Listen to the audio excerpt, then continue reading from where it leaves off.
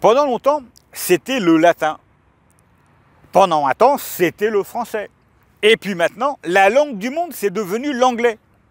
Au point où le pays au monde où il y a le plus d'anglophones, c'est la Chine. Parce qu'ils ont bien compris que ce n'est pas le monde qui allait apprendre le chinois, mais que c'est eux qui allaient apprendre la langue du monde. Nous, en France, il faut bien reconnaître qu'on n'est pas bon en anglais. Half the people don't speak English and the other half usually not that great.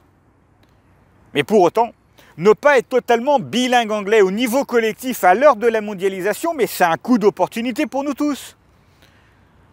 C'est le chercheur, le médecin, l'informaticien ou l'avocat, ils vont buter sur des petits problèmes parce qu'ils ne comprennent pas très bien la solution qui est écrite en anglais. Ou alors c'est le commercial ou le chef d'entreprise, ils ne peuvent pas décrocher leur téléphone pour négocier avec une entreprise à l'étranger parce qu'ils ne parlent pas très bien anglais. Et parfois, on a des dirigeants politiques en France, ils ont à peine le niveau de Borat et c'est ridicule. Mais si on regarde ce qui se passe à l'étranger, aux Pays-Bas, au Danemark, dans les pays scandinaves, des pays pas très loin de chez nous, des pays où quasiment tout le monde est bilingue anglais, ça montre bien que nous aussi, on peut devenir un pays totalement bilingue anglais. Alors je vais vous proposer 3 réformes pour atteindre cet objectif. Première réforme. J'ai eu la chance d'apprendre l'anglais, j'avais 10 ans, c'était à Brøndby Elementary en Géorgie. Je suis arrivé fin août, je ne parlais pas un mot d'anglais. Et puis à Noël, j'étais quasiment bilingue anglais.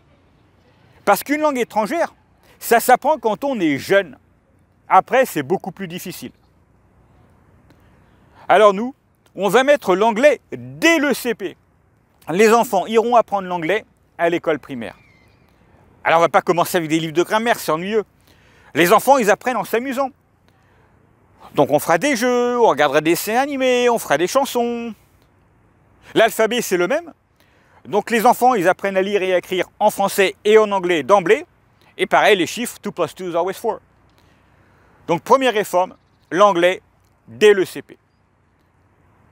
Deuxième réforme. La moitié du contenu audiovisuel étranger, qui sera diffusé sur les chaînes de télé et au cinéma, sera diffusé en version originale sous-titrée. Comme la plupart du temps, c'est du contenu anglophone, ça nous permettra à tous d'être plus en contact avec la langue anglaise. Ça nous permettra d'apprendre quelques mots par an, une vingtaine de mots, trentaine de mots. Ça nous permettra d'entretenir un niveau. Et comme cela, ça contribuera à cet objectif qui nous permettra de devenir bilingue anglais. Et enfin, troisième réforme, la recherche scientifique. Comme vous le savez, la recherche scientifique, c'est mondial aujourd'hui.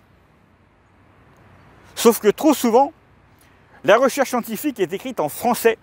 Et donc, elle est difficilement citable dans la recherche étrangère, notamment dans la recherche universitaire.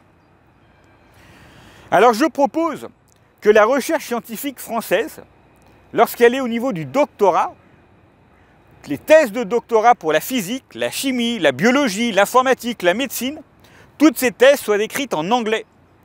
Comme ça, on aura des chercheurs d'emblée bilingues anglais. Donc la recherche scientifique, au niveau de l'université, en anglais. Si on met en place ces 3 réformes, ça nous permettra de devenir un pays totalement bilingue anglais. C'est possible. Thank you very much.